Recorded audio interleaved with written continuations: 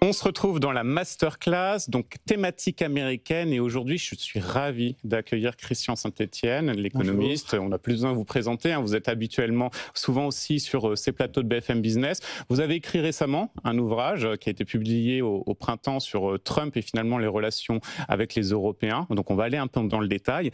Mais avant tout, j'ai une question qui me taraude. C'est finalement comment vous jugez l'état de l'économie américaine? Vous savez, il y a un grand débat aujourd'hui, et quelle est votre opinion? Alors c'est une très bonne question qui est évidemment très complexe, hein. D'abord, ce qui est absolument fondamental, c'est de replacer la situation de l'économie américaine dans le conflit stratégique avec la Chine pour la domination mondiale. Parce que dans ce cadre-là, les Américains sont prêts à dépenser tout ce qu'ils ont pour que les États-Unis restent la première puissance technologique du monde, on le voit, et pour qu'elle reste la première puissance militaire du monde. Deux domaines où, par exemple, l'Union européenne avait baissé pavillon depuis une trentaine d'années, hein, depuis que nous sommes rentrés dans le marché unique en 1993.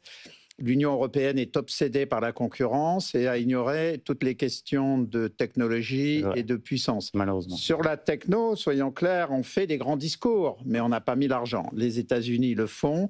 Ils dépensent 3% de leur PIB sur l'innovation.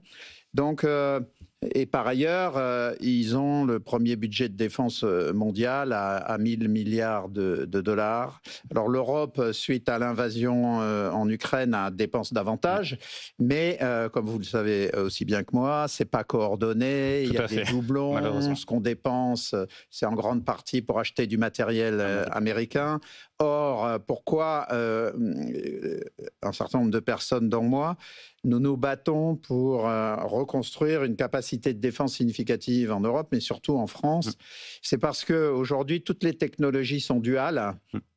Et donc, quand vous êtes très fort en numérique, en robotique, pour des raisons militaires, vous l'êtes aussi pour le civil. Je pense que vous pointez du doigt justement le point qui est important. J'en parlais avec l'invité précédemment sur Nvidia, notamment, qui investit beaucoup dans la robotique, avec applications officiellement civiles, mais qui peuvent avoir des applications militaires. Essentiellement au service du militaire, non? Tout à fait. Bon.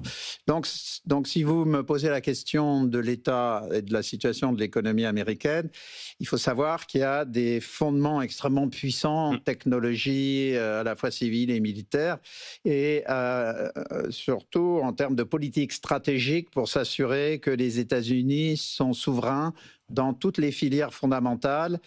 Il y a 6 filières fondamentales, et après, je suis universitaire, donc je ne peux pas m'empêcher de faire une réponse complète. Donc vous avez 6 filières fondamentales qui sont d'ailleurs très naturellement la défense, si vous voulez rester une puissance souveraine, la finance, puisqu'il faut financer la défense.